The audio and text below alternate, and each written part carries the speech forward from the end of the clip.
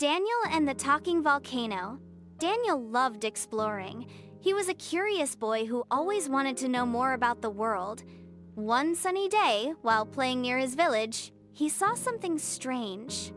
Far in the distance, he spotted a mountain. It was big and tall, but Daniel had never seen it before. He looked around to make sure no one else was watching. Could it be that he had missed it all this time? The mountain looked like it was calling to him. It was different from the other mountains in the village. The peak was covered in dark clouds, and the ground around it seemed to glow a little. It was mysterious, and Daniel couldn't help but feel excited. He decided right away that he would climb it.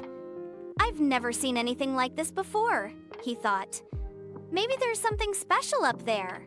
With a quick grin, he grabbed his backpack and started walking toward the mountain. As Daniel got closer, the mountain seemed even bigger than before.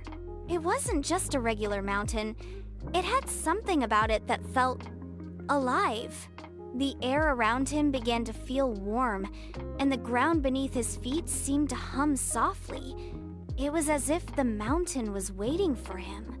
But Daniel didn't feel scared. He felt curious, like he was about to discover something amazing. He began to climb.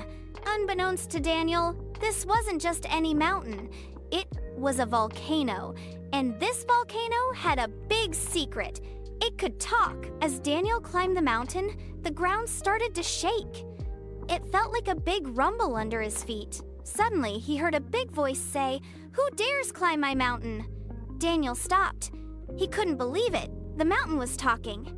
"Who's there?" Daniel asked, looking around, but there was no one in sight. It was just the mountain. "I am Voltar, the volcano," the voice said. "And you, Daniel, are the first person to climb my mountain in a long time." Daniel stood very still. A talking volcano? This was crazy! "You can talk?" Daniel asked, amazed. "Yes, I can," Voltar said. "I've been alone here for many years, but now you are here. And I have a special task for you." Daniel felt a little scared. A volcano talking to him? This was so strange. But Voltar's voice wasn't scary. It sounded kind, like it needed help. "Don't be afraid," Voltar said. "I'm not going to hurt you. I just need a friend, someone brave to help me." Daniel's fear started to go away. The volcano didn't feel dangerous. It felt like the sun on a cold day, warm and friendly. "What do you need me to do?" Daniel asked. Voltar's voice was calm. "I will tell you soon, but first, you must listen carefully. Are you ready?" Daniel nodded. He knew this was just the beginning of his big adventure. Voltar's voice grew quieter. "Daniel, I've been here for centuries. For so long, I felt misunderstood and trapped. The villagers below, they're afraid of me. They think I'm dangerous, that I might erupt at any moment." Daniel listened carefully. The volcano didn't sound angry. It sounded sad. "I don't want to hurt anyone," Voltar said. "I never wanted to. I've been trying to help the village. The soil around me has grown very rich and fertile. It helps the crops grow, but they don't see that. They just see a big, scary mountain." Daniel felt sorry for Voltar. He had never thought about the volcano side of things before. "I've tried to show them, no harm," Voltar continued. "But my powers are fading. If I can't find the Heartstone, I might fall asleep forever. And when I fall asleep, I'll be gone, with no way to help anyone ever again." Daniel was shocked. The volcano was slowly losing its strength. It wasn't dangerous at all. In fact, it wanted to help. "Heartstone?" Daniel asked. "Yes," said Voltar. "It's a magical stone. It can restore my powers, but it's very hard to find, and time is running out."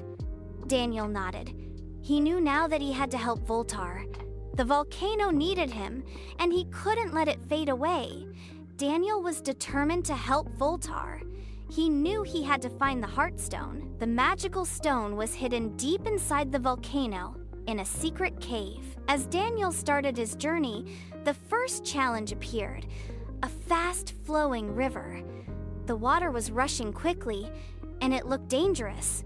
But Daniel didn't hesitate. He found some big rocks and carefully jumped from one to the next until he made it to the other side. Next, he had to climb a steep cliff. The rocks were sharp and the climb was tough. His arms ached, but Daniel didn't give up. He kept climbing, using the strength in his arms and legs. Soon, he reached the top. Daniel was tired, but he knew he couldn't stop now. The Heartstone was still far ahead, hidden in the cave inside Voltar. As he continued, he saw more challenges, sharp rocks on the path, and dark caves he had to pass through, but he kept moving forward. With each step, Daniel became more confident. He was getting closer to the Heartstone. He knew that even if the journey was hard, it was worth it. He believed in Voltar and wanted to help the lonely volcano. Just a little more, Daniel whispered to himself. His heart was filled with hope, and he knew that his adventure had become something very important. Daniel finally reached the heart of the volcano. Inside the dark cave, a warm glow filled the air.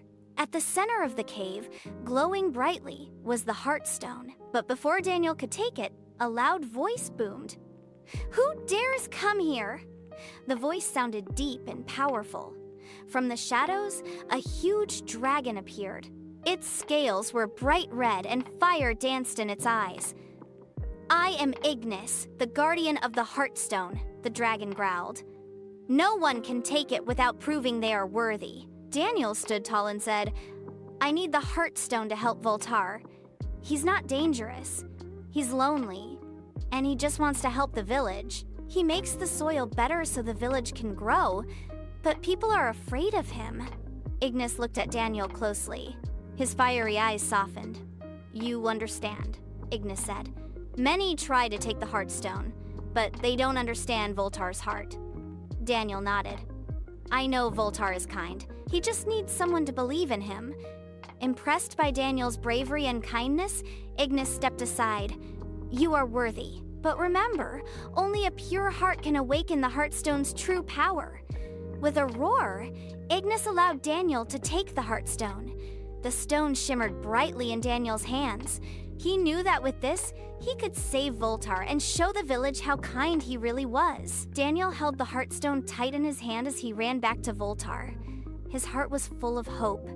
This was the moment to help the volcano. When Daniel reached the top, he walked to the center of Voltar and carefully placed the Heartstone into a glowing hole in the volcano. Suddenly, the ground shook. Daniel was scared. Was Voltar going to explode? He stepped back and waited, but instead of an explosion, something beautiful happened. The volcano began to glow. A warm, golden light spread all around. The shaking slowed down, and Daniel felt the volcano's power coming back. It wasn't scary. It was peaceful. Voltar's voice boomed, but this time it was happy. "I feel it," he said. "My power is back." The volcano started to sparkle, and flowers grew at its base. Voltar was alive again, full of energy. The villagers, who had been afraid before, saw what was happening. They came closer to watch. The volcano was no longer dark and scary. It was glowing with golden light. Voltar spoke again, but this time he wasn't angry. He was gentle. "I promise," he said. "I will protect you. I will help your village grow and stay safe." The villagers cheered, and Daniel smiled. He was happy to see Voltar's true nature. He wasn't a danger. He was a friend. With Voltar's power restored, everything changed. The villagers who once feared the volcano now looked at it differently. They no longer saw Voltar as a dangerous mountain ready to erupt at any moment. Instead, they saw a friend who would protect them and make their land fertile. Daniel had shown them the truth. He had helped Voltar when no one else would. Now, the village was peaceful, and the volcano was alive, glowing with warm light. The villagers felt safe, and their hearts were full of gratitude. To celebrate, they planted new crops and built homes near the volcano. They knew that Voltar's power would help their plants grow strong and healthy.